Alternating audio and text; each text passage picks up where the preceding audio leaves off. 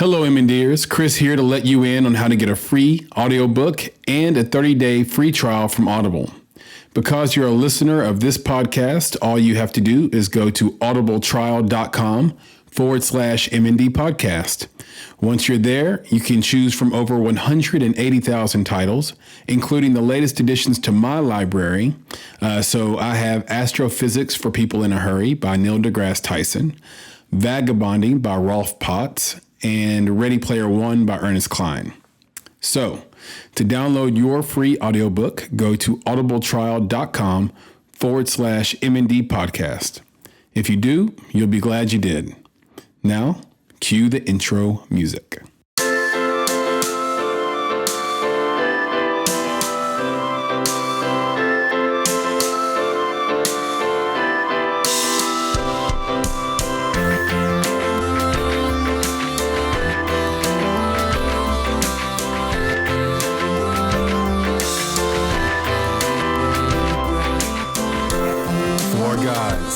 Four wives.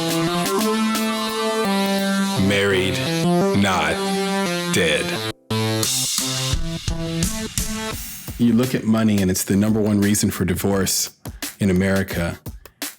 And that's got to be part emotional, right? There's something to that that's more than just, did you stick to the budget? More than did we have separate bank accounts, which, everyone in our listenership has probably heard before. And so I wanted to have some different takes on money, blended in with some of the pragmatic advice, tools, experiences that we've had, if that's okay with you guys.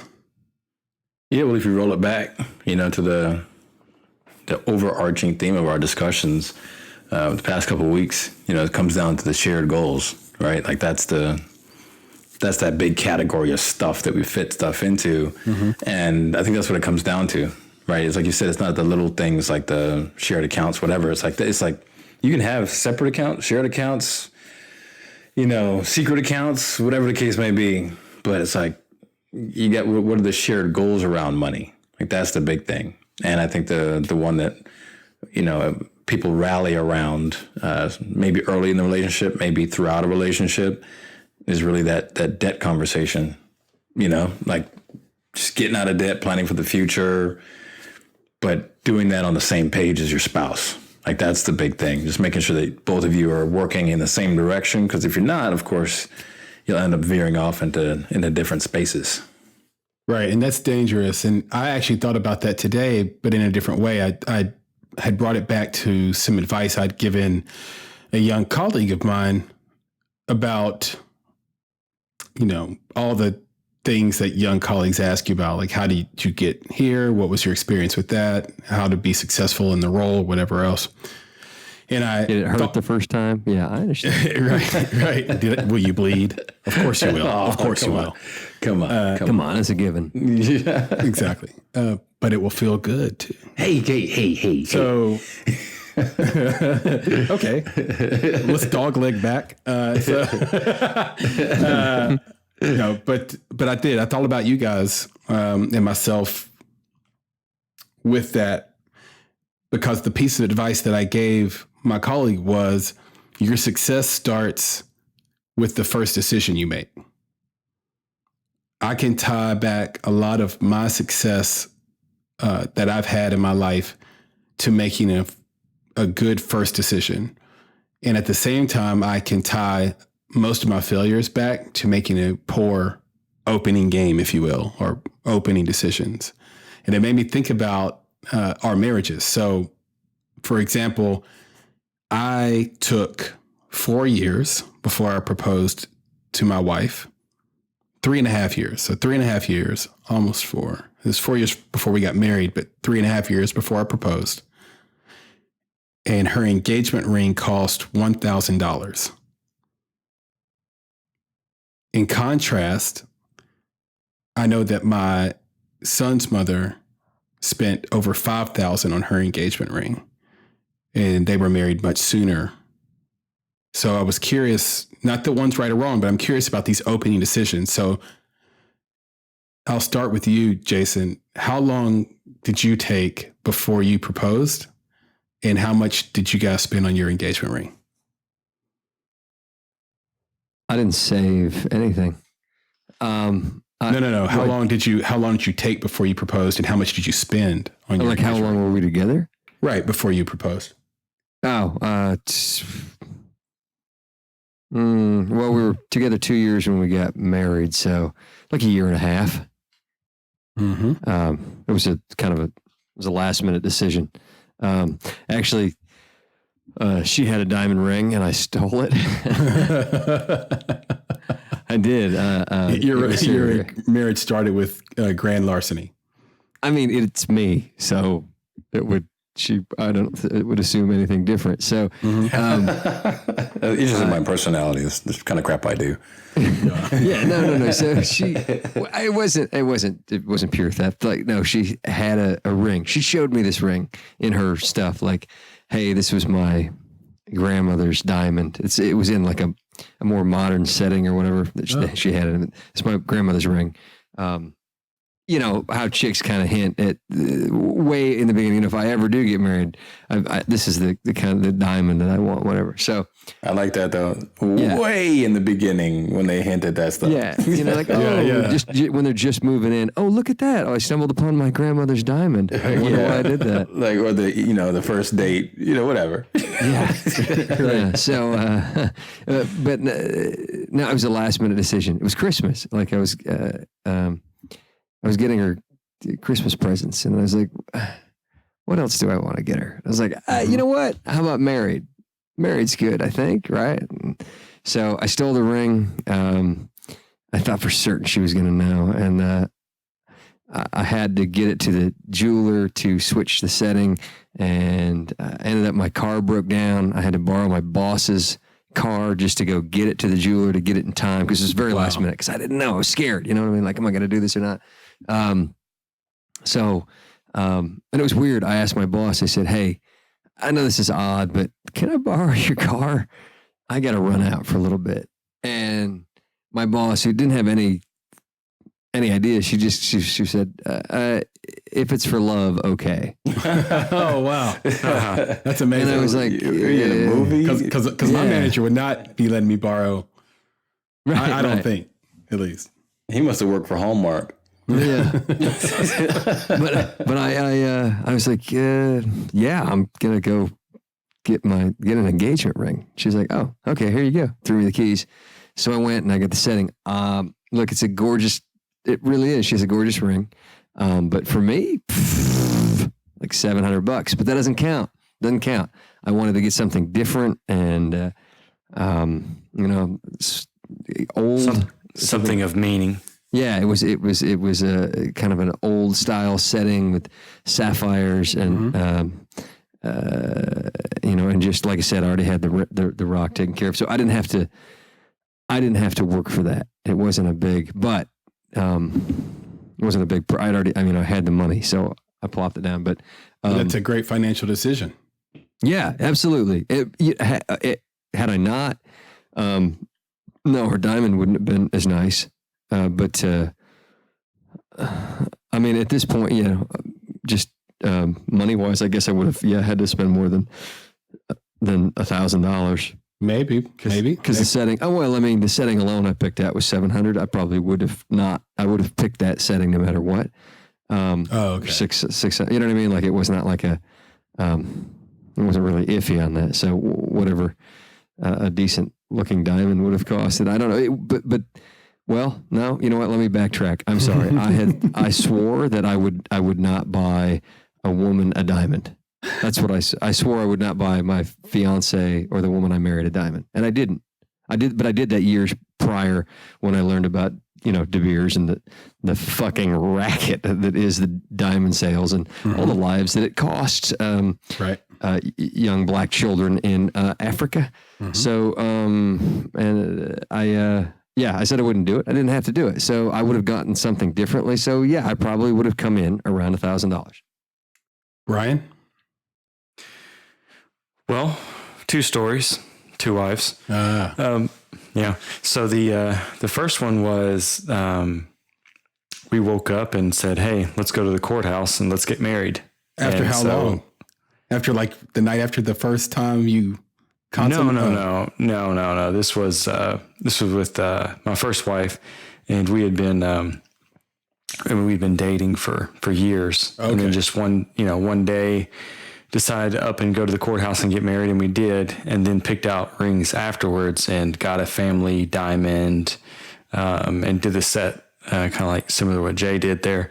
And, picked out our rings that way. So it was very informal, totally got out of having to spend a big knot. And, how much was it? We even got like some special setting, and I want to say it maybe cost $400 total, and that's with the band included. Wow. The additional, because we had got we got some special because, we were frugal. Mm-hmm. Mm-hmm. And then my current wife, I'm going to say it was like $2,500 for the ring, mm-hmm. and then $500 for the band, the additional band. So about $3,000 is what I spent. And that was after us having, dated, and actually Logan was born. And then I guess about 6-7 months later, that's when, I proposed. So, that was well after, we already shared a child. Right. But, I'm curious about the difference between the two. Is it just strictly age? The difference between the two, like the two decisions you made on rings. I'm guessing income. Yeah. Oh, and the income. Yeah, maybe. Yeah, well, the first, it was definitely an income-based decision. I don't think I was making a whole lot of money back then. And then this one, and it was kind of like, it was a decision of opportunity as well. There was, I could have easily gone and got credit and gotten whatever I wanted to get. Exactly. To be honest. Exactly. But I decided against it because the opportunity and the diamond was there, and she was gooch. So I dropped that one for you. Then with Krista, my wife, I had enough time to ramp up to where I knew I wanted to do it. So I saved a little bit, and then I did finance some. But it wasn't that much, when she broke down to it. And by that time, we're talking, almost, I guess, close to 8 years later. And finances money wasn't an issue at the time. So, right. Yeah. I've never met a person that said they didn't want more money, but there does come a point where money doesn't keep you up at night. So, true. Yeah. And to your point, I do think you see these stories of people that go out and go into debt over their wedding plans and or their wedding jewelry. So, Nick, what about you? Bring us home on that one. Yeah, I think I went, like 40,000 in? Mm-hmm. That's a good move. That's all in when you recoup that. That's right. Smart math, right? No, I think I was around like that $2,000, $2,500. And then as far as how long, I proposed after 10 months. Did any of you guys take her to? How many times did it take her to say yes? Well, when you put it that way, I'm kidding. No, 10 months, and we were all in. Is everybody's experience like Jason's, where you're kind of nervous? There's an emotional moment, like a holiday, and you just make the decision on the fly, or was it more planned out? I was planned out. Did money come into your minds at all? What do you mean, for the ring, or just the decision to actually propose to go buy the ring? That moment, because Jason said, "Look, I'm nervous. I'm thinking about this. What else do I want to get her for Christmas? Oh, how about I get her married?" Mine wasn't a Valentine's Day or anything like that. It was just in the middle of the summer there. So, yeah. What was that feeling? What was that feeling you had? Just that you ought to do it? I know the feel. I know what you mean, though. I mean that when you you want to buy your wife something really nice, so you give it to her during a holiday. Yeah, that's clever.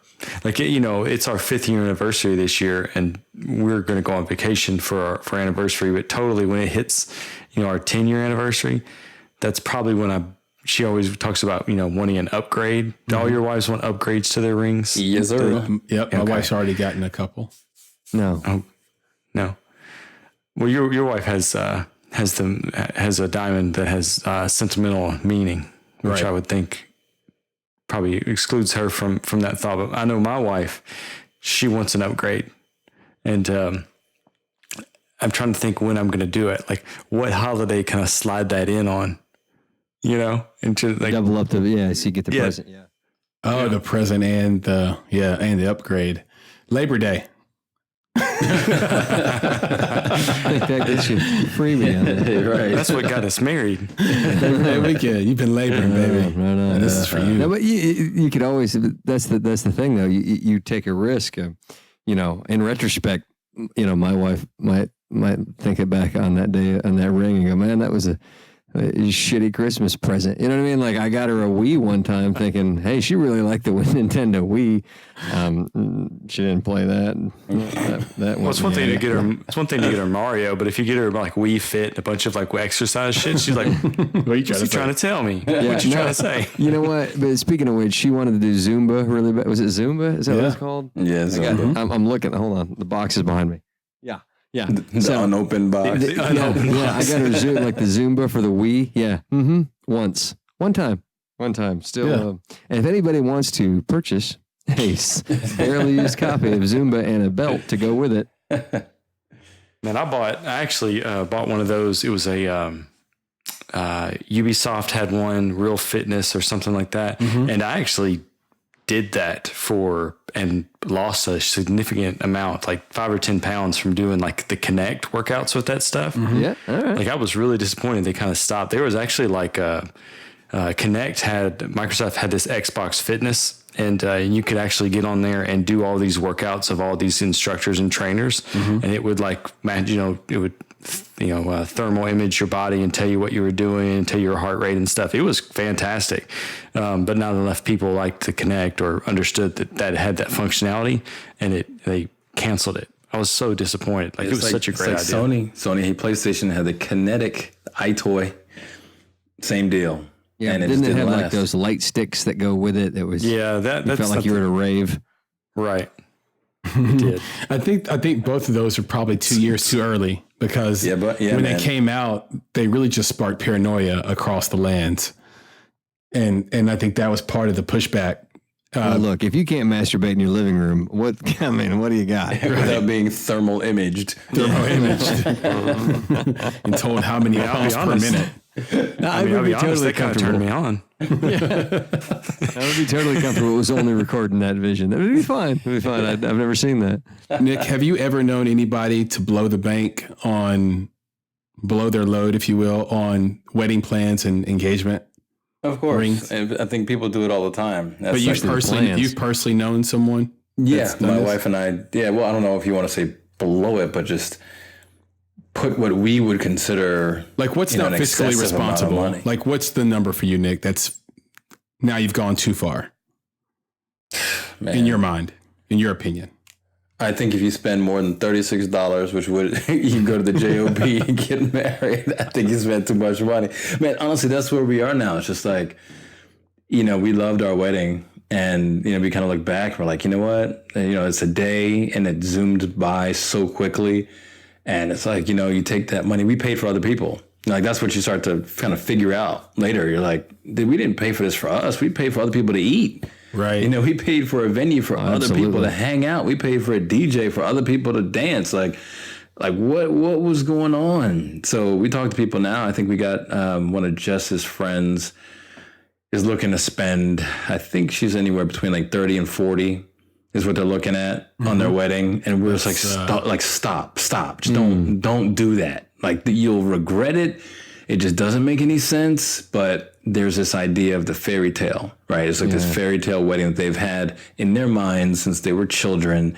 And this is their opportunity to see that dream come true. And it's hard you can't reason with that, right? It just, the only reason, hard. I mean, yeah, you can't, because it's a fucking fairy tale. It can't come true. Yeah. And and they want it. And it's, again, $30,000, $40,000. It's like, come on. No, it's wasteful. That's awful. Yeah, we made Get a Model 3. Right. My first payment. wife, we made a deal. Her father actually approached us and said, hey, I'll spend 15, 20 grand on a wedding if that's what you want. Or I'll give you a $10,000 check right now. And we just took the 10,000. Yeah, man. That's the way to go. And it was, and I'm totally gonna do that with my daughter. I'm totally gonna be like, hey, I mean, I'll give you what you want, or I'll give you what you need. Right. Yeah. My sisters put my dad through a stressful time. They got married a week apart. That's just selfish. Yeah. That's so good. And they were, to this day, have a little bit of beef over who got married first and all this stuff. And it's interesting. Have a bad memory of the date? Yeah, I was going to say, like, was it like on literally the same day, the same hour, the same minute? Like, they were racing to get married? Dueling weddings? Yeah, I don't know. I don't Was it think in the same place? No, different places, different weddings, different types of weddings completely. Both in Vegas at the same time. But I know my dad, paid for both of them. And I know that it was tough on them. And I think it was tough on my sisters at the time because they saw how crazy it was. It was like, come on, you've got to move your date. No, I had my date already. You move your date. No, I had my date. Since I was born. Whatever the excuse, whatever their excuse is for putting it at a certain time. Yeah, that's no good. And the nature of those weddings were so different too, where I think my older sister Angie really needed to get married. It was something that she had wanted to do for a really long time and finally had this opportunity. I think that's the way she felt about it. And my sister Michelle had just one boyfriend her whole life, and then they had been dating a very long time and finally got married. Is that where the shared goals start? Or is that something you have to, like, so as a man, well, I was going to say, as a man, are you obligated to give that one to your wife? So if your wife has this, your soon-to-be wife, right? If she has this vision of her fairy tale, are you supposed to step up and be like, look, babes, we got the rest of our lives to live this fairy tale. Let's not do this and spend all this money now when we can start this out with, let's take that money and put it in the bank. Let's take that money and make a down payment on a house. Let's take that money and pay off school debt. Like, listen, that's why BC's story, that's why Brian's story is so ideal, because it's a Deus Ex Machina solution. It's like a God from the machine solution. Someone outside the relationship came in and handed them money. But the answer is, you should step up and say that. It's not that easy. If it were, that's my point. To do it, but I imagine it's not. Exactly. That's my point, is that you should, but it's not that easy. So it's like, aren't you basically obligated in that situation? And don't most people feel that way? That it's like, if that's what the wife, the soon-to-be wife, the fiance wants, then give it to her. Let her start it out with that. Okay, or do you sit down? Did you say give it? Let her have the wedding. Money? Let her have the wedding. Or do you sit down? Oh, this is a question. I'm sorry. Yeah, it's a question. Or do you sit down and say, look, this is what we're trying to do, and you have that discussion. I feel like the general sentiment is you let her have that. Like, that's what I feel like is happening. Because, my wife's friends, it's always like that. You to do. Yeah, sure. Exactly. So they all do that. It's like, he wants this little tiny wedding, but gotta have my family there. And it just, the guy always concedes. Well, for some reason it's because of the millennia upon a millennia of sexism and women being property, that they've developed that as their special day and their pinnacle of existence to, marry some awesome guy and spread his seed, some horse shit that we feed our little girls. So, I mean, I think that's where it comes from, that there's value in looking pretty in this awesome dress and all the other women will love you and it's horse shit. So yeah, you're right. That's how the world feels. But, I don't know. I mean, I understand. But if your daughter comes to you and wants that wedding, Jay, What you gonna do? I'm gonna be like, what the fuck did I do that you want this wedding? And then he's going to give her the money. Yeah. And then she's gonna take a swing at me. And if I get lucky.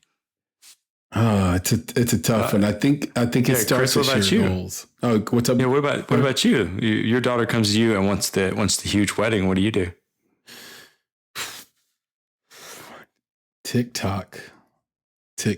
No, let's see. I don't think I'll give it to her. Anything she wants. I think. Wait, what if this is more? What if you can stop it? Stop the whole wedding. I can stop it. No, stop making people that make these decisions. Yeah, that's my goal. My goal is making just women that make these decisions. My goal is just to say, hey, what is it that you want to do? Why is it that you want to do it this way? What's in your mind? I'd see my oldest daughter. But I mean, before that, like maybe we should have these conversations with our daughters well in advance. That's what I'm saying. Yeah. So I'm saying to my kids now, like, you need to start now. So my oldest daughter, I don't worry about her wanting this big, massive wedding. But my youngest daughter, I'm thinking she loves princesses a lot now. So she probably wants a princess wedding. I think too, as a father, you have to be willing to be creative. There's a lot of ways to make somebody feel like a princess that are affordable, but you just can't use tricks. I learned that recently with these American Girl dolls that are crazy right now. Awful. They're like $200 a doll. Yep. And we have a bitty baby. Yes. Okay. Yep. So there it is. Got so one of those. You got. Well, I didn't buy it. Grandma did. Okay. So they're very expensive. One of Lyndon's friends has 12 of them. Oh, shit. So there's a lot of neighborhood peer pressure to have American Girl dolls. So she wanted one for her birthday. And that's child abuse. Right. And we got her not an American Girl doll, just another type of doll. But the mistake was... Who did you get the doll for? My daughter for her birthday. It just passed. And on the 8th. And check this out. Here was the mistake. We did not tell her that it wasn't an American Girl doll. We just described it as an American Girl doll. So she went out to the neighborhood and said, and played with it and said, here's my new American Girl doll. Well, of course, the other girls were like, that's not an American Girl doll. That girl's not in the catalog. Ghetto toyed her and didn't warn her. I mean, exactly. And so they're like pulling out the tag on her, making her feel like a piece of shit. So she runs home. These are the real Legos. No, they're not. Right. No. Exactly. Those are Magna blocks. So she runs home crying and jumps into my arms and says, I want a G.I. Joe. I got G.I. Bro. Yeah. It's like, I want an American Girl doll. It's, so she was really upset. And I explained to her, we should have told you. It's not an American Girl doll. They're way too expensive. We don't want to spend money on things like this. It's still pretty though, right? Before you knew it was American Girl doll, you loved it, right? She said, yeah. I said, she's still pretty, right? Yeah.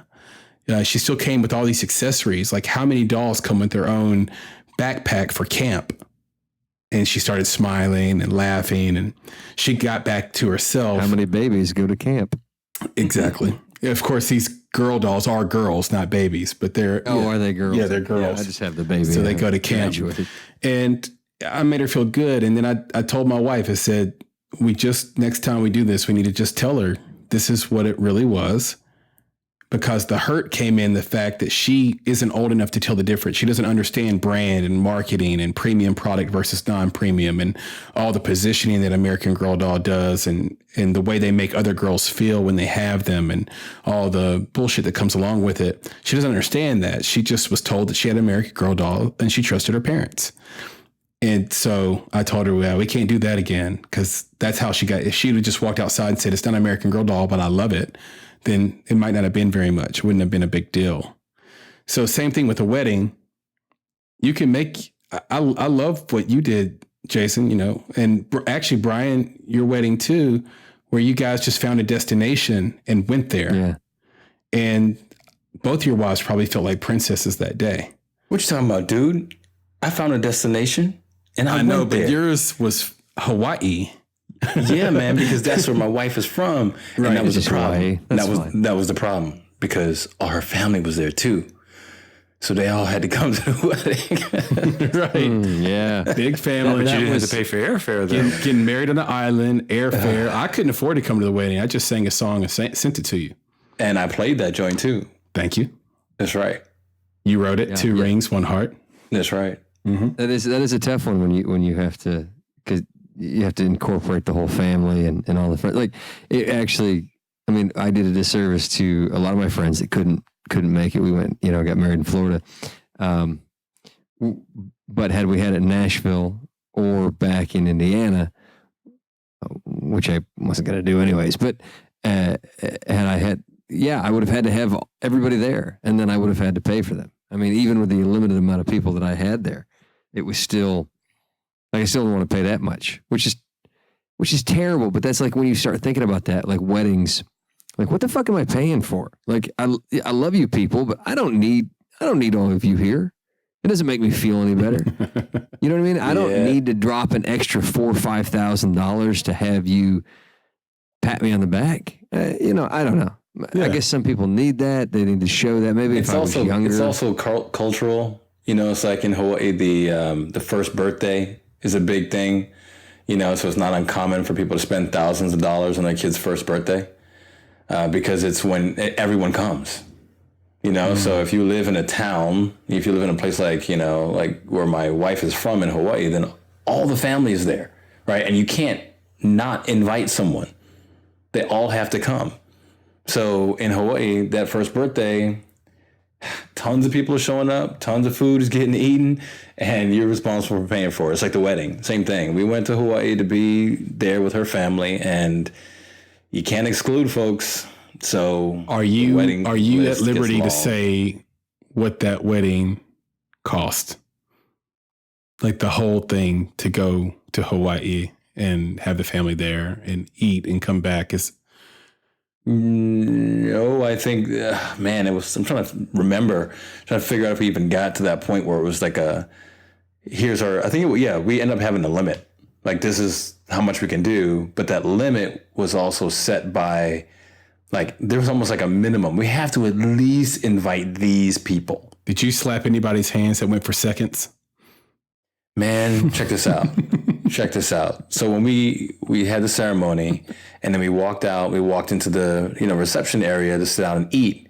Well, they had appetizers, what Hawaiians called pupus. We had like sushi like crazy. I'd had fun with that shit all night. Yeah, no, dude, check it out. We had sushi like crazy. It was awesome, right? And then we had dinner. Yeah, then we had dinner. Dude, people kept coming to talk to me and my wife while we were eating and want to take pictures. We didn't eat anything, man. When that whole reception was done, we left. We went to some place to go eat because we didn't even get to eat the food that we had paid for.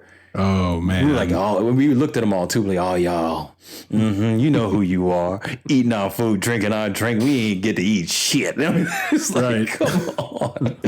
So, no, man. You're right. You're feeding other some people. more. Yeah, man. So, we didn't even get to eat our own food. But anyway, everyone seemed to have a wonderful time.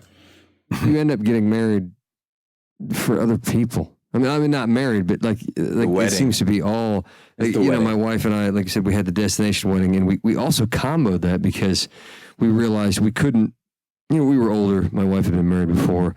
I hadn't, but, I think this probably her parents helped fund the first one. And, my folks helped out with it, with ours a little bit too, but it's like, we can't pay for our own wedding for everybody to be here and do a honeymoon. So we did like this combo cheap thing, and look, I loved it, and I loved everybody that was there, and I was terribly grateful. But I was like, we're not going to have. I don't know. Had she not been, because after we got engaged, she got pregnant in the meantime, and kind of made the honeymoon a little bit different. So had she not been, I don't know, maybe we would have just eloped and been like, hey, suck it, we're going to Europe. But yeah, I don't know where we would go. You know what I mean? Like we just did it in Florida because we had to pay whatever we coughed up, $6,000 or something, $5,000 for the wedding. And we did it. Yeah, it was a budget. It was a budget wedding, but does it cause resentment though, Jason? What do you mean? when we talk about these shared goals with money, and the success of your marriage starts with that first big money decision you make together. And I think that the first big money decision you make together is your engagement rings. And then maybe right after that, your wedding. And now you're 5 years in, and we know that money's the number one reason for divorce. You're trying to create a shared goal with money. After 5 years, if you're still in debt, you start hearing the snide remarks, maybe. I think so. I think that's probably accurate. But just, and we don't have to stay on it. But I'm going to go back to that. I don't think it's the number one reason. I think it's a cop out that people use. I don't think that's it. I would love to hear your thoughts. What are you thinking? I think it's easy to lump a lot of things into that. Money is a stressor, and it's something that. BC and I were talking about this. Like, so, when you have two people that were raised diametrically different when it comes to money, one aware, one not, one frugal or cheap, one who has to purchase things because that's how you were kind of trained, that can cause a lot of strife. It is bad, but I think we looked at that and like, oh, that's where the stress came from. But I don't think that's it. I think it's communication. Like, yeah, sure, it was stressful. You two were very different, but maybe less so that you guys were different and more so that you couldn't figure out how to talk to each other and come to an understanding. Or one of you was dumb and couldn't grasp the idea of it, and it fell apart. So money, we look to money all the time as either the savior or the culprit. And that's not necessarily, or usually it. It's usually us.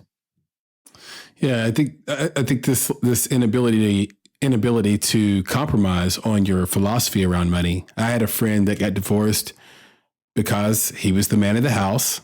He was going to spend money as he saw fit. He was going to pay the bills. He did not want to hear from his wife about what he had spent. But the same was not true for her. So she needed to be accountable to him since he was paying the bills and was the breadwinner. And he would get to spend and do whatever he wanted. And that kind of philosophy only lasts for so long. So was that communication or was that money? Hey, real quick though, it was disrespect. Yeah, but I got a question. It had nothing to do with money. Is that true that it's only going to last so long? What do you mean? I wonder because that's for a long time that was the way that things went. So what I'm saying is that some people agree to that, as in that's like the wife or the husband, however you want to work it out, is okay with that situation. Like they say, okay, fine. No, they're not. I agree with that. They're not okay. They just agree to it. Well, fine, they agree, but that agreement keeps it going. Like it's brushed under the rug, you move forward, right? So I don't think it automatically breaks. But I think in some relationships where, like you're saying, Jay, there's something else there. Like I'm not okay with it. And maybe I'm holding a grudge. Maybe at some point I have a conversation with a friend that tells me how ridiculous this is, and I start to realize it for myself that I shouldn't be treated this way. And then things change. Right. So I think it can basically go both ways where some relationships, But Nick, it's also what you spend and how you communicate that. So my friend was so brash about it and so, I guess, cocky about it that wasn't helpful. And then the things he'd spend money on would be things like brand new SUVs. Yeah, like ridiculous stuff. In clothes. Yeah, he'd show up with big dollar item things that would put the family potentially in jeopardy.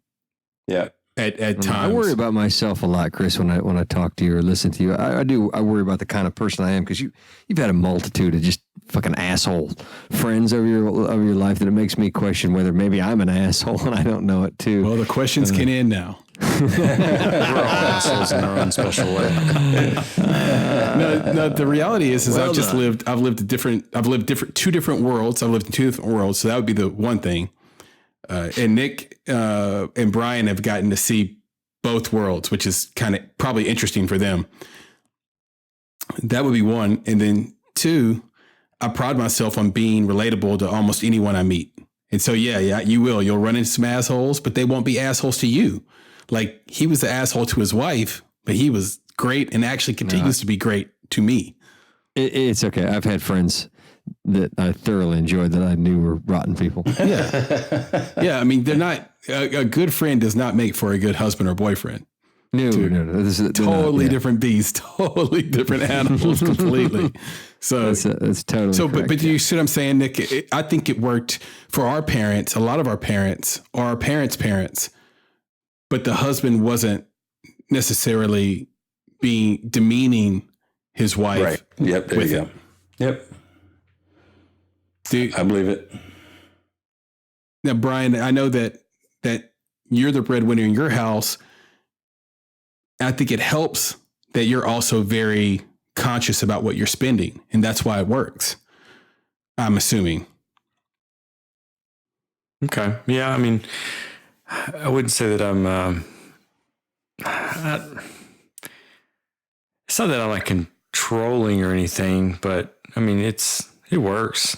I don't know. I mean, it works for us. I mean, I've been in a relationship where both people made comparable money, and you just reset your goals. You just have different goals. Well, what is the question that I had all week was, what is the most meaningful shared goal you could have concerning money?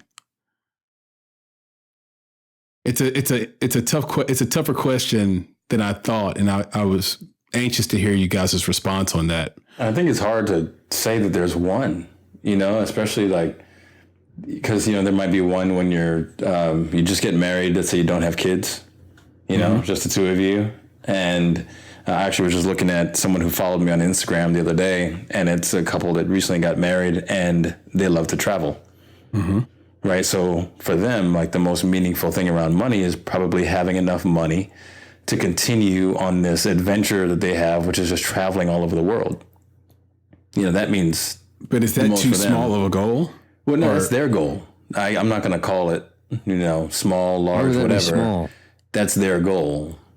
So I was going to say, like, if you're going into a marriage and you already have a kid, well, your money or financial goals might be different. Mm-hmm. So I think it's hard to say. I don't think there's one answer to like what is the best goal you could have or what goals should you have. It all depends on your circumstances and what's the most meaningful? Well, I don't think you can answer that question. Should is kind of prescriptive, and it's like comes down to values. It's based on my opinion. I didn't want that, but I keep thinking to myself. And to answer your question, Jay, travel, for example, you said, "Well, why is travel small?" Oh, sorry. Yeah, and the reason, see, I'll be listening to you, dog. Travel to me is small. Maybe small is the wrong word, because you can accomplish that goal alongside other financial goals. So when I was thinking about, and where are you traveling to? Maybe you just want to do a Guy Fieri and go diner to diner across the great Midwest plains. If you're trying to truly world travel and experience, no, that's got to be. It's either you have an income, a very large income that doesn't require your time. It's money's handed to you, or that is your life. Like that's not. You don't get to travel the world, really travel the world without being either wealthy or totally committed. We all have a very good friend that has very little money, and he travels all over the world, hostel to hostel. Yeah, but he doesn't do anything else. I mean, like that's his goal. He does do other things. Not personally. Like if that's your goal, or it's not your goal. Like that's a overarching life goal. It you can't. But there are lots of ways to do it. Travel the world and raise 3 kids, or you know what I mean, and have a home and these things without a lot of money. You just don't. It's not how it works. You focus on it, and that's what you do, and you take your family with you, and you focus or you don't do it. So that's not necessarily, just because you get to go to the Caribbean, once a year, and somewhere else, another week of the year. That's not globe, seeing the world. So I think those are 2 separate things. But what you're asking there is you can't nail it down. It's about values, and I don't mean like moral values. I'm not talking about preaching the good word. I'm saying you have to value the same thing, or you have to marry a person that at least, because my wife and I don't line up totally like on this, but you have to say what we find a value in life is pretty close. They line up pretty close to the same. There's still going to be some troubles there. You're two different people, and there's a chance you were raised two different ways. Right. But it all comes down to, what do I think has value? It's like, we were going to watch a movie on Saturday night. My niece and nephew came over, and my son and daughter there, and they're great friends, and their cousins were there. And I said, what do you guys want to watch? And my son said, I don't want to watch anything. He's 5.5. I don't want to watch anything that's scary or frivolous. I was like, I looked at my wife. I was like, I don't. You're right. Yeah. I was like, did that 5.5-year-old just say he didn't want to watch anything that was frivolous? So number one, I was impressed, but I was like, yeah. I mean, like it was like an immediate, I don't know, personality goal, taught or whatever. But he was just like, I'm not here to waste my time. I want it to have value. And I thought at first he didn't mean it, but no, he really did. I don't know how. I'm not. But was your instinct to hug him or smack him? No, I wanted to. I did. I was proud of him. Okay, I was good. really proud of him. Good. I was like, that's impressive. He followed it up the next day with Ingenious, which he's going with me, so I'm really proud. But there's the natural. It's assuredly taught, but it feels like this natural who you are, what you look out upon the world and say, this has value, this doesn't. Like those things really matter, I mean, you can waver. My wife could think there is some value in The Bachelorette. I don't fucking think so. So, but that doesn't, what I mean? Our large values, they line up. And if those don't line up, like pretty straightforward, doesn't matter. That's when you start blaming money. Maybe. Well, I think he hits. It's a good point that he's making, because it's like, it's not the money, it's the conversation about the money. It's like that topic is the topic that maybe heightens the differences or the different values. Right? It's like, it's the most contentious topic that brings out the differences between a couple and where they're trying to go. Because survival hinges on it. Yeah. So, right. So I get that. So I'm with you on that, Jay. Yeah, I agree. It's that conversation. And I think people have the most pride around money as well. My work, the money I made, look what I did. And then you start saying I, and you forget about the we, and then things can get combative. Yeah, or just in general, like you were saying about values and where you want to go with that money. So even if it was, I made this money, okay, you made it, but where are we going to go? What are we going to do? How are we going to move forward as a couple? You can make all the money you want, but that's that conversation. That's that getting back to, are we on the same page? Are we going the same places? Are we in this thing called life together? And what kind of life do you want, Nick? Right. And that's what I'm saying. Are we in this thing, whatever it is, however you collectively define it? Have you had that discussion? And that's what I think it is, Nick. I think it's, you get together. When you're dating a woman, you're in the selling phase. So you're selling yourself hard, right? You not have, as hard as they're selling themselves, but yeah, exactly. Yeah, no, Jason, exactly, dude. We'll get back to that at a later date. Exactly. So you're both selling. You're selling, giving head. and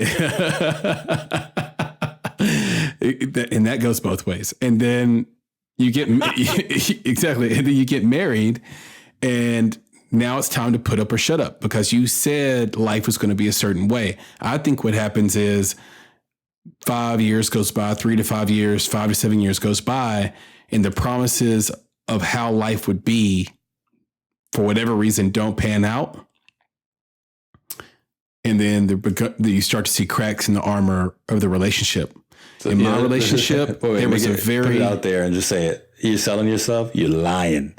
You know what I'm saying? Just say what it is. You're fake lying. it till you make it, baby. Fake it till you make it. True. And I will tell you that in the beginning of my marriage, I made a promise that as soon as I got out of college, because I was still in college when I got married, that I would go to work, make money, allow my wife to take a year off of real estate, have a child, and raise her the way she wanted to raise our other two kids. I needed to come through on that promise. There was a real concern that I wasn't going to be able to do that. And that would have, I don't think I would be married today. Was that a shared concern? Yes. With both? Yes. Through both concurrent? Yes, because my wife had been married before, divorced, really terrible husband. And it's hard not to project all those fears and anxieties when she was abused by her first husband onto me. And then you see me, working college jobs, staying away from the house a lot to do schoolwork. And I love the college environment. That's no secret.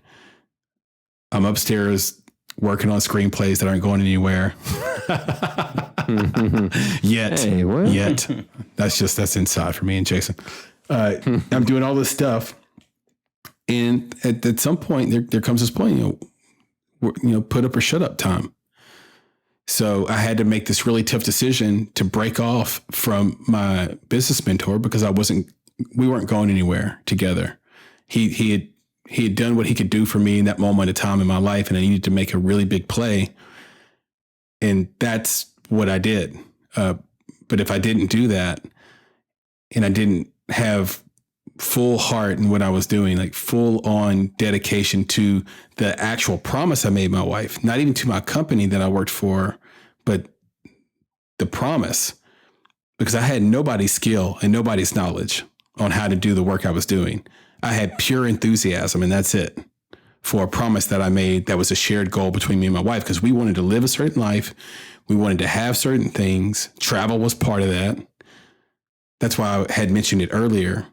But I think a bigger part of it is, how can we create the best life possible? How can we create a legacy? How can we create generational wealth? Those are things that take your full creativity, full body, and you got to jump in.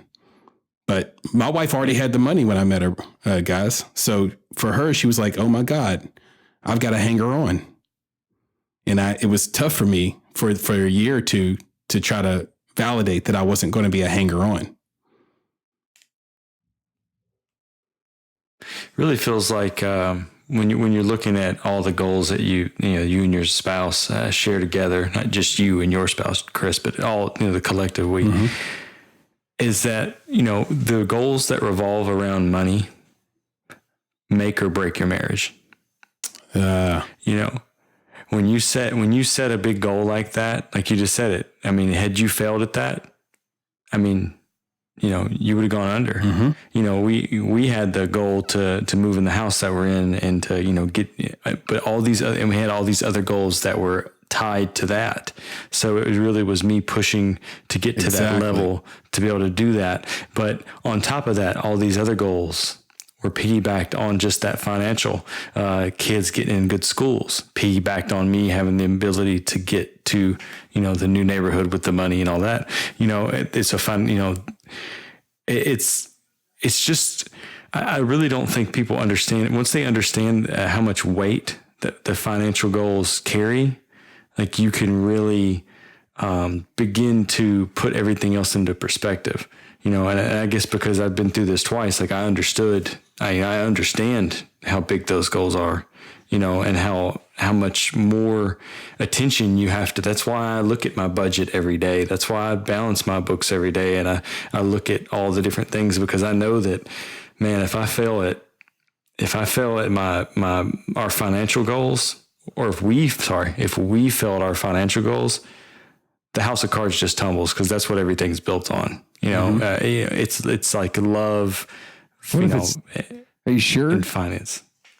Are you sure? I mean, like if it does though. For me, okay, let's say you totally fuck up, and you fail. I mean, life is hard. It's about survival, but like it, you're talking about Chris, maybe because he'd made a promise. But I don't know, like I worry, and I realize it's real, and you have to be cognizant of it and be careful of it, because we are humans and we all have flaws and we misfocus and put value where it shouldn't. But like I think about that, like, so it all falls apart financially, and I didn't achieve what I said I did for whatever reason. Doesn't matter the reason, aside from being just a total outright loser.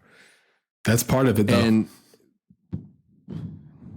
I think losing and being an outright loser are totally different things. I know, but I'm saying that's what happens. You're in the selling phase. You're not a loser. You get into the marriage. You're not selling anymore. You find out, oh, my husband's a loser, kind of thing. That's not about losing. You're right. It's about, are you sleeping all day? Are you trying? Are you? No. You're missing what I'm saying. I guess the lesson though, Jay, is that, and I think this is what you're kind of getting to, is that, the danger is try to not build all your eggs in one basket, right? Like, don't build all your goals based on these financial, let's say Chris didn't succeed and he didn't hit that. Like you said, it was a promise, but it really was a shared goal, right? He and his wife had a shared goal that this is what was going to happen. Now, maybe a big good majority of the pressure was on him, that he felt that way. And if he failed that, like, then he let that down. But they had built all these other things upon that. So I guess maybe what I would say is, don't put all these stack-ons on, don't make that one financial goal. I think that's good advice. Yeah. And I know this is a personality type, but like what I would say there is, if I establish a goal, everybody likes, a 5-year goal, whatever. So if I establish a 5-year goal, when I'm 45, to my wife, this is where we're going to be. We're going to achieve this.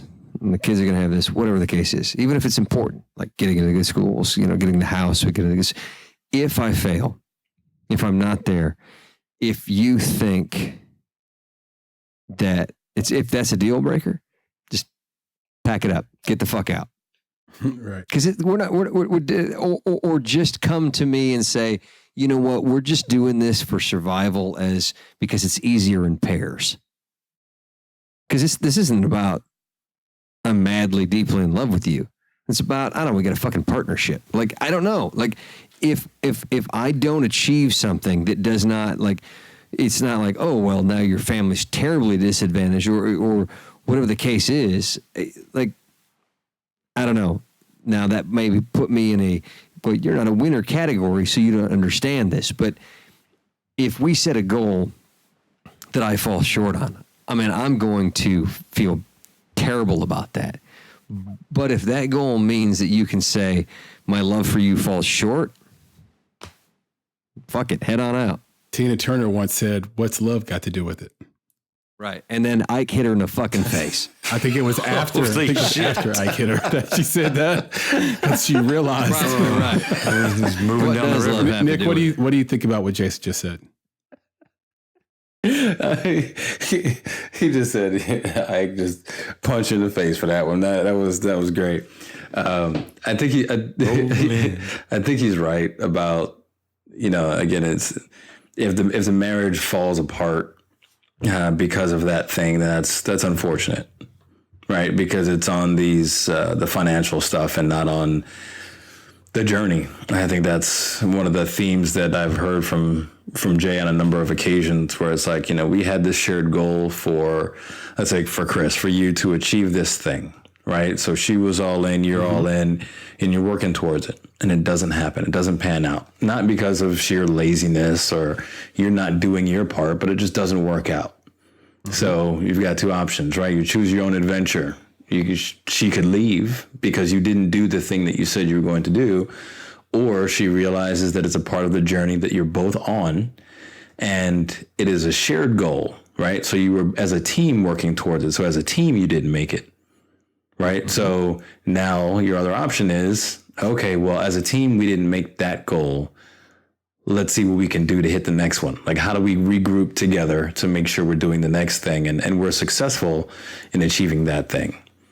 So I get it. I mean, yeah, if it all falls apart because of the perceived failing of an individual at something like that, then yeah, it's unfortunate. It looks like that is the question. What's love got to do with it, right? It seems like it's not enough part of the equation. So yeah, I get it. I think I can piggyback on that a little bit by saying the devil is in the details. So, for example, in my scenario that I laid out, one thing I failed to mention is that my wife funded my existence essentially while I was in college for 2 years or more. That's why he was such a shitty employee. Mm-hmm. So so she held up her part of the bargain. So now it was my turn to hold up my part of the bargain. And I don't think that she would have left me if I didn't achieve my goal immediately, because I didn't immediately. I had another job that I was working, like I said, with my business mentor that really wasn't working out.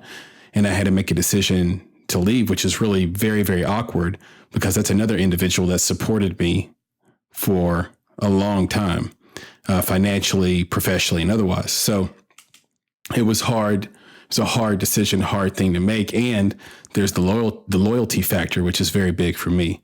So it was hard. So here's how it really works. Here's how the details of it to me work out and create the separation. It happens over time.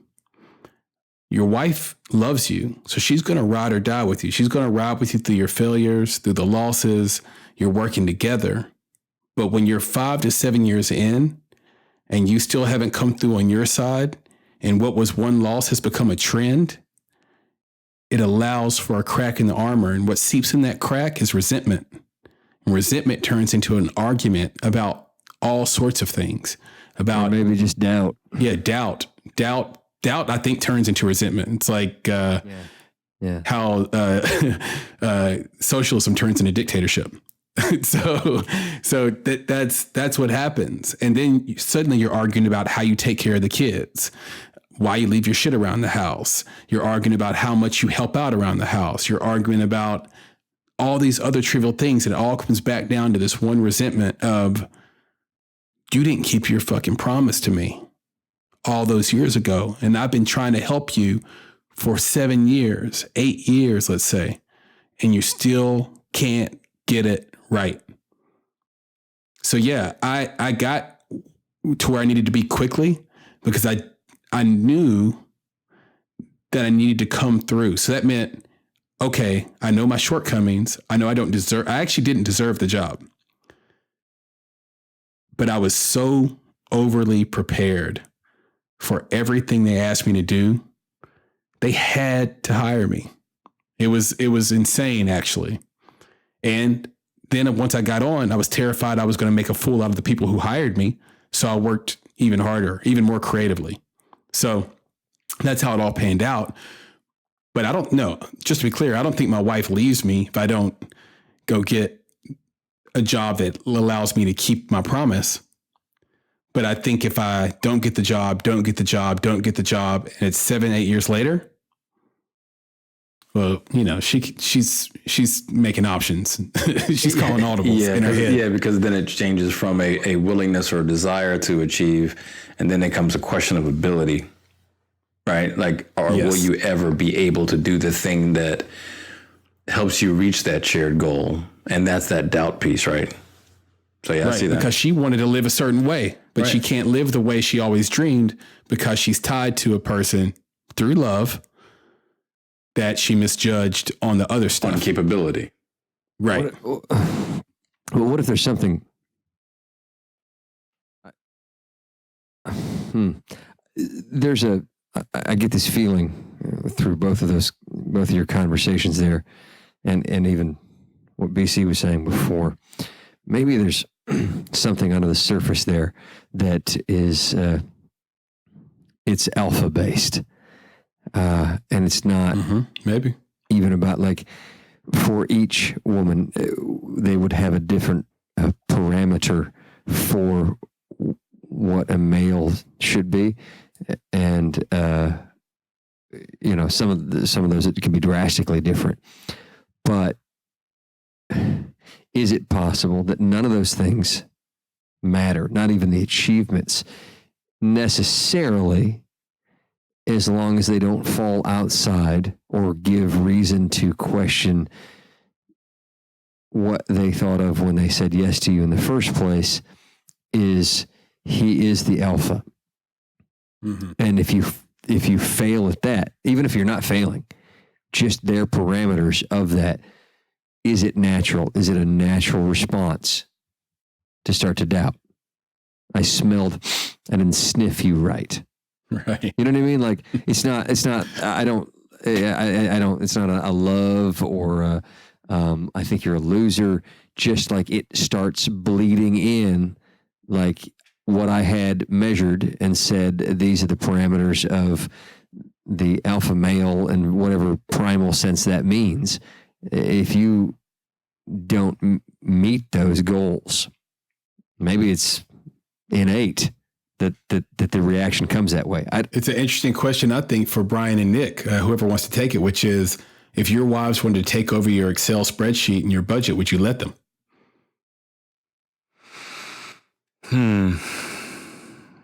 No. So that need to be the alpha for you is real, or is it something else? I think it's inability to give up the control. I don't think it's not like an alpha, like, I'm the man, I'm going to do this. It's more of a, I can't like, I don't. So I've been in, massive amounts of debt. Mm-hmm. So, and I've crawled my way out of that before the marriage. And I'm deathly afraid of ever going back. And so to me, like, that is a, and I've talked before, like, I pay so close attention to money because it's a character flaw that I have, right? It's something that I think that I have to control, mm-hmm. or it can get out of hand. Right. So for me, I'd be glad to do some of that, but like full blown, just here you go. No, I couldn't. Just because it's so much of who I am right now, mm-hmm. Just controlling that. What about you, Nick? Yeah. Man. If she can't do an equal sum with a nested if statement, she can't get into my Excel spreadsheet. You got to know the password before you can get in. Right. Control my Excel spreadsheet. That's right. I got to know that password first. But if you can't equal sum and at least do, 3 different operators with the appropriate number of parentheses, then, you can't get in. But I will say that I have, I don't know if you've done this, Nick, but like I have made it almost a paint by numbers so that if in the event that mm-hmm. I died, you could open it up and completely understand. Like I have things like, things that are paid, through auto draft. Those are in a certain mm-hmm. color. I have things that we pay, that you schedule pay. That's a certain color. Things that are sent by the mail. That's a certain color. So that if you ever had to open it up, you'd be like, okay. Yeah. Okay. Yeah. And, okay, here's and your wife does make some money, right? She does work. Yeah, she started working she was like preschool work, but this year she's doing it more full time because both kids are kind of full time in school. Oh, so cool. It's going to be actually awesome. Nice. So I break mine down by that additional level of her income and my income and what certain things cover. So yeah, in the event that something were to happen to either of us, you kind of see, okay, well, here's the things that are covered by this, and here's the things that are covered by this. So she could get that perspective as well. So yeah, mine is paint by numbers too, but at the same time, it's like, people get in the spreadsheet and start touching stuff and I'm like, oh, what if I add these 2 things? Wait, no. You need to do equals first before you do anything. Okay, just do that. Do you have a backup copy saved somewhere? Like a yeah, okay. Of course. You not hear him talking? Right. It's a safe deposit box. Dude has 7 different copies stored in different countries. That's Got one in right. the Swiss bank. But yeah, I mean, I if she really wanted to take over that spreadsheet, if you will, I think I would be willing to, again, train her on how to do it properly within Excel. But I think that she's one of those that she has an attention to detail that she would be able to pick it up and carry it out. Mainly because we stick to it anyway. It's not something that there's nothing for her really to do unless there was an emergency situation in which, we spent beyond the budget and needed to cover that somewhere. So you could see the impact of those types of things. But I've got that kind of stuff built in where you can do. Well, what if she got in there and philosophically disagreed with it? Oh, well, that's, I guess that would be different. My wife wouldn't, because we discussed the budget, so we have shared goals around savings. We had shared goals around, reducing debt or eliminating debt. We have shared goals around vacations. So sometimes goals change when you have the power. Well, there's no power. I don't tell her she can't spend. It's more, this is what we've decided upon. This is what the budget is. I just manage the detail of it. You or her? I manage the detail of the sheet. Sometimes that's imperceptible. That's no. I manage the detail of the sheet. What I'm saying is that we manage together the budget, right? So, again, if she needs to spend a couple extra dollars on something, she's aware of what the budget is, and we might just talk about it. Hey, okay, we need to get like Noah's shoes, or they're too tight on them. Well, we weren't budgeted for shoes this month. No, well, we need to buy the boys some shoes. It's like, and she basically has. I give her, you could say, almost a carte blanche when it comes to the kids and their needs. She's very attentive to what they need. She's very frugal. My wife is the one that, will go to Target to buy some random stuff, food or whatever, plastic bags, and she'll see a shirt that she likes. And she'll grab the shirt. Oh, this is so cute. I got to have this. And then we'll go to the cashier to pay for the stuff, and she'll put the shirt back. Because she'll be like, well, I don't need this right now. She's that person. So she's never the one to buy extra just because, or to be frivolous or anything like that. So yeah, if she told me tomorrow that she's like, yeah, I'd like to, put the spreadsheet on my computer and I'll monitor what's going on. All right, cool. That's one less thing I have to do. And I know that she won't, there's nothing to mess up because we live by it. It's not, that's the administrative part of it. I'm going to make a call right now, which is that Jason will never. So on some past episodes, Jason, you talked about wanting to build a budget. I don't think you're ever going to do it on Excel, especially because I think it would hurt your soul to do it. I mean that in the best possible way. He does not want Microsoft products in his love life. No, it isn't. Reliable. That's right. No, here comes the IT guy speech. Go ahead. I'll wait. IT professional. Yeah, there you go. Get it right. Get it right. Get it tight. Am I right, Jason? Like, you don't want a shared calendar. You don't want an Excel spreadsheet. Like, you want feelings. Like they're all good ideas. I can't criticize them, and some of them, I would like to employ. Like my wife. Are you going to a better budget? Come on, man. We need to do it. Are you going to? I don't know. There's maybe there's a chance if wealth doesn't truly, come to me in the next couple of years, I'm just fucked. But maybe the inability to build a budget is why wealth isn't making its way, because it's that lack of control over it. That could be. So what's the hang up, man? What's the hang up? Why not?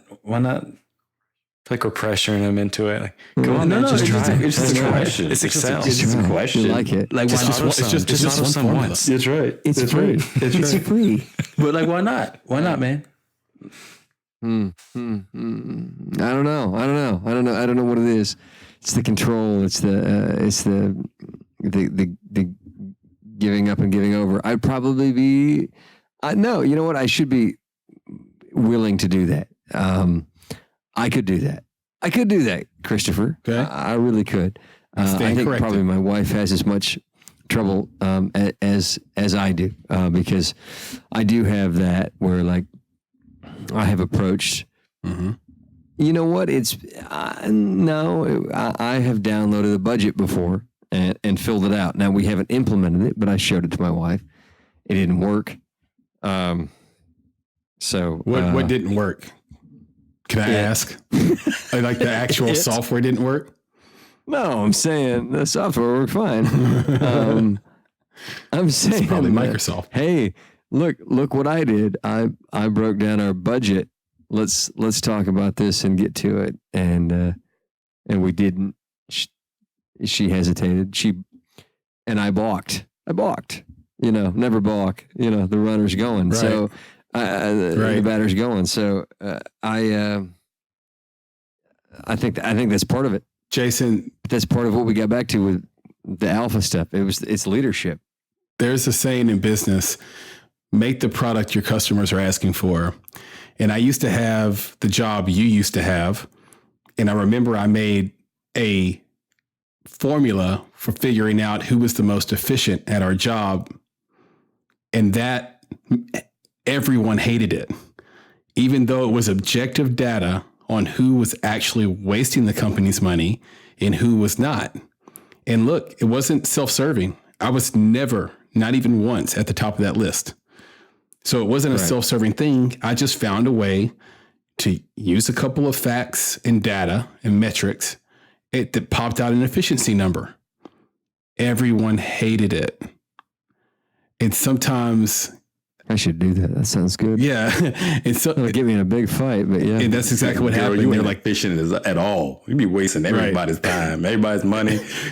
right, exactly. The bottom three in that list, Nick, immediately were on blast, right? They were like, oh shit, their job security just went out the window a little bit by perception because the smart kid in the room just decided he was going to nerd out and do something no one fucking asked for. And that's my point, is no one asked me to do the that. smartest kid in the room. So if no one's asking, like if your wife isn't asking for that budget, then maybe you don't make one.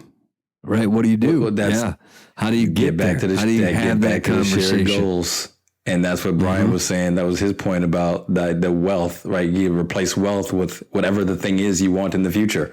Whether it's in 3 months, 6 months, 9 months, 12 months, or 12 years away, what is the goal that would suggest that you need a budget? If you don't need one, you guys are good. Oh, that's a great point. But yeah. Right. So if I can't align with my wife to a shared goal of budgeted, monetary work and to save and build a future, then I think we have to ask ourselves that too. Like, so the relationship could fall apart. Of course, I'm not going to let it fall apart for something as human as that. But that would say that also I have to refocus then in myself and say, okay, then I just have to be wealthy. There's no choice. I think that's maybe some myth making too, because you can not be wealthy and still have a shared financial goal and reach them. It just means you have to save differently. Nope, not to reach my goals. Okay, what would you say is if off the top of your head, what is your biggest goal? 10 years, 5 years. Let's do 5 years. Because you mentioned 5 years earlier. Yeah. Biggest financial goal? No, just shared goal. Yeah, shared money goal with your wife. 5 years. A decent sized piece of land outside of Nashville. Gotcha. But there's no price around it, right? It's just the goal is decent sized piece of land. Yes, building a home on a good piece of property. Yeah. Okay. Yeah. So that's the key, right? That Chris mentioned. So yeah, that's a great goal. And to get to that, the smart goals got to be specific. And one of the specific items in that is, where is this piece of land and how much does land in that area cost? And then once you know how much it costs and time, right? That's one of the smart pieces, right? Time bound. When do you want to achieve this? So now you know how much it costs. You know how much, when you want to achieve it. Well, now you got to break down per year, basically how much you need to make or save or whatever the case may be. And then you got to have a plan. And yeah, you do. But so let me throw a caveat in there, and it's you have maybe three options, three chances. One chance is you have a wife who can take her.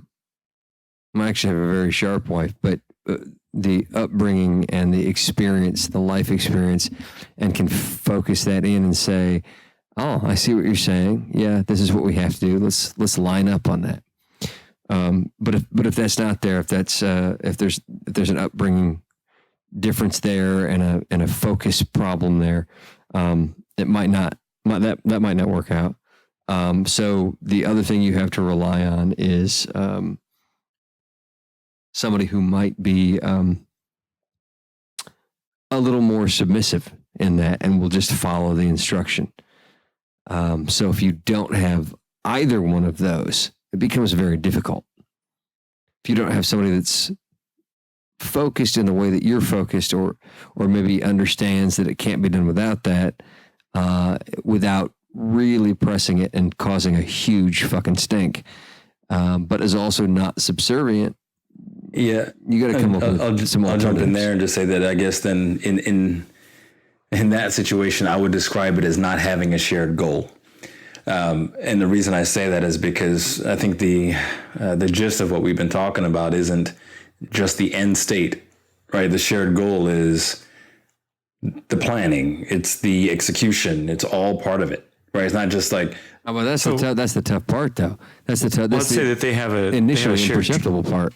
I'd say they have a shared dream, and to me, a shared goal is just a dream set to plan in action. So maybe they're just not, it's okay to have dreams that you're just not ready to. Dream. Right. That you have a shared dream. There's a lot of power in that, and you might not be ready to, put it to action yet, and that's okay too. That's a fantastic point, is that you have to know as well. There's a difference between a shared dream and a shared goal. Yeah, absolutely. A dream is something you think about and want and hope for. And, oh man, if that ever came true, that would be great. I sure hope we get there. A goal is an action, a plan in action. So yeah, that's absolutely correct. But, and here's what I'm saying with going back to me calling bullshit on the money, is that's where it's important to, maybe if for anybody that might consider this, that you have to consider personality and life state and where you are into this, and differentiate between these things, because maybe it is just a dream and you think, oh, I'm going to get there without actually putting it into action. And no, you won't. You guys are right. It's not going to happen. But you have to communicate with every ounce of yourself and hope that the same is returned in order to get there. Because you can have all the love in the world, but if you don't have the ability to stop yourself and say, are we fucking up our communication? Is she trying to tell me something that I'm not getting? Am I trying to tell her something that she's not getting? It's not ever going to happen. So yeah, to get from shared dream to shared goal, there can be a lot of work in there. I think what's between it simple. is that's wonderful, Jason, because I think what you're talking about, that space between dream and goal, is self-defeating beliefs. And you're talking about potentially you're having a spouse or yourself, whatever your upbringing is. You talked about that a few times today, about how your background gets in the way. And really what that is what belief system do you have? What self-defeating things are you saying to yourself that are preventing you from taking the next step? And self-defeating belief systems are like a tug of war rope. You guys remember playing tug of war as kids, I hope. And there's knots in it. And that's, you grab those knots and that's how you pull. And that's how you get leverage. And that's what these, I think, beliefs are kind of like. These knots in your life and those doubts pull on you all the time. Keep pulling you down right at that knot. And you have to find a way to straighten that knot out and flatten that rope. And then you can achieve everything you want to achieve. Yeah, and I think it also comes down to the strength of the desire, for whatever that dream is. Again, I think you can dream about something, wanting something, but do you desire it? It's a whole nother level of want, So I think if you desire that thing sure. and you're willing to take action, again, because of the desire, the sheer desire for it, yeah, it's a totally different thing. But it's nice to dream. It makes you feel good about the potential in the future. Or if you got a really fat kid that's anchoring the end, that really fucking it's awesome. And I was just going to... Fatty McGee hooks on. I was going to comment on that. I'm like, dang, Chris, y'all had that fancy rope. We didn't have the one with the knots in it. You just had to hold on as tight as you could.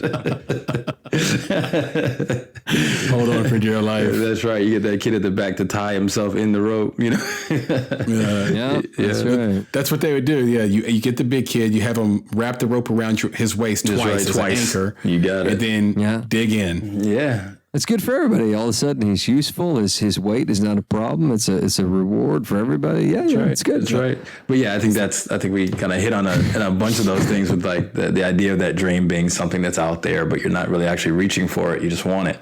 So that's why I think they, designed that idea of the SMART goals, being specific, measurable, assignable and all that kind of stuff. It's just, it is tangible.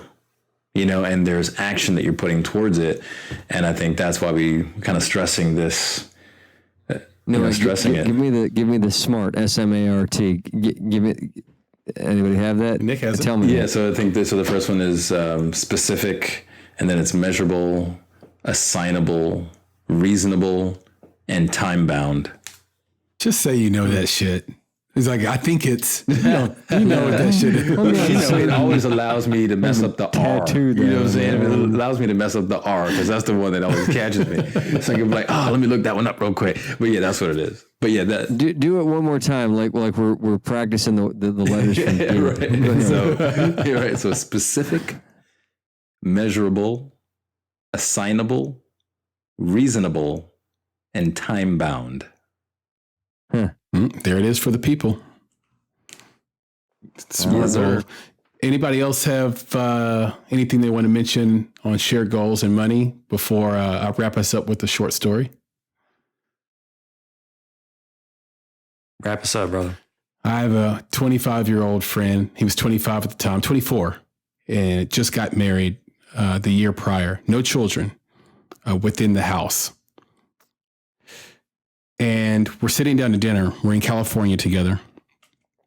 We're sitting down to dinner, me, him, and one other guy who is in his age range. Maybe he's 30, a little bit older.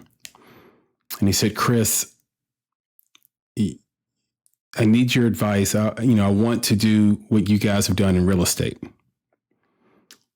And, what should I do? We were in California, but he lived in Bellevue here in outside of Nashville, Tennessee. I said, okay, so how old is your wife? And he told me same age, basically 24. I said, okay, no kids, right? No, we don't have any of that. Good. I said, okay, you got any debt? He goes, no, not really, except just the house we live in. We just, we bought this house. I said, here's what you need to do. You need to go home, talk to your wife, convince her to put the house up for sale this month. You two will go live in an apartment and keep working until you have enough money, along with the sale of your home, to purchase another house. And then you'll keep doing that cycle until you're renting homes and selling homes. And then you'll have enough money to go buy the house you really want to live in. And that was my advice to him. This is a longer conversation. I'm shortening it for the purpose of this conversation. But the general idea was you need to take this really big risk. You're young enough. You have no kids. You have no responsibility. You both work. You both make good money. You're trying to make moves. Get rid of the house. Why do you have a 3-bedroom house and no kids? Get rid of the house. Go live in an apartment. And then start to build your nest egg. Start to build your wealth young. Because this was the advice I would have given myself at 25 if I were in that position he were in. And you know what? He didn't do it. And to this day, so 4.5 years later, still in the same place, same thing, less money than they had before. And I think had he been able to have the courage to go to his wife, create a shared goal, and take a big risk, he would probably be well on his way to being able to retire at 40 because he had this 15-year head start on everybody else, basically, that's doing what he was thinking about doing. But it was the fear got him. It's too big of a chance.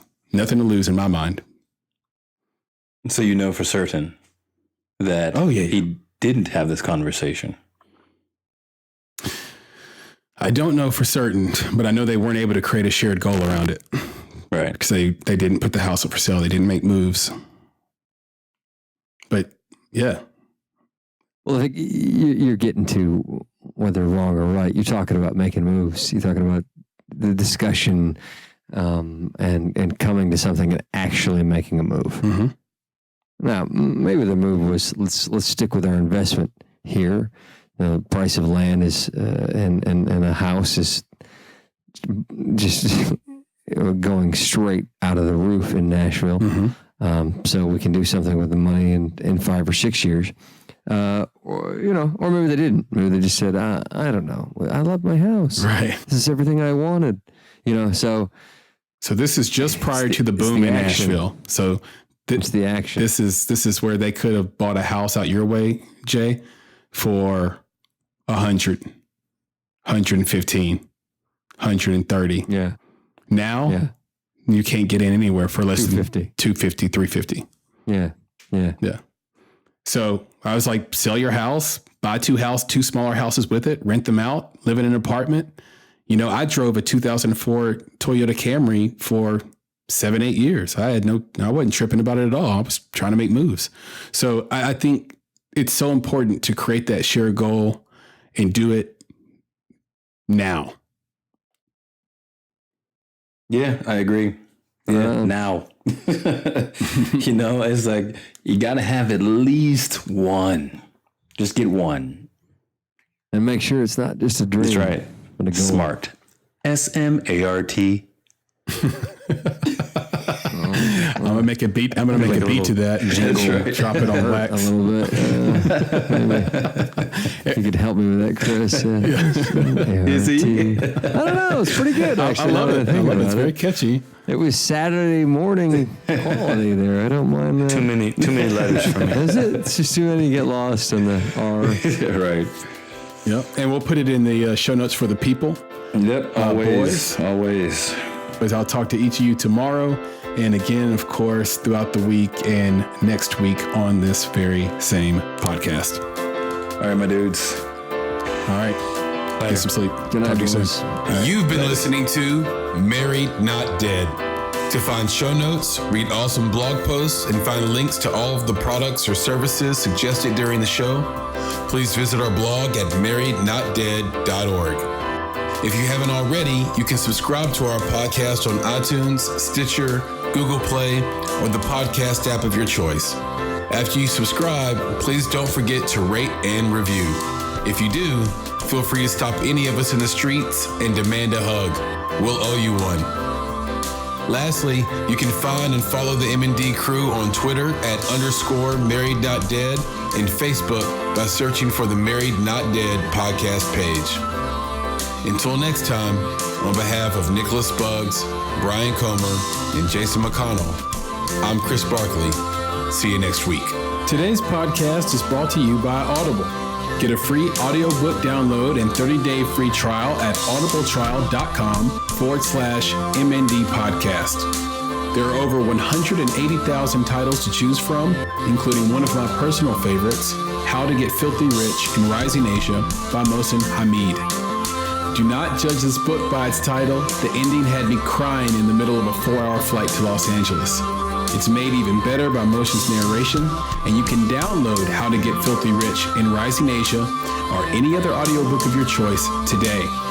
Again, for listeners of the Married Not Dead podcast, Audible is offering a free audiobook download with a free 30-day trial to give you the opportunity to check out their service. So, to download your free audiobook, go to audibletrial.com/MND podcast. Again, that's audibletrial.com/MND podcast to get your free audiobook today. You will not regret it.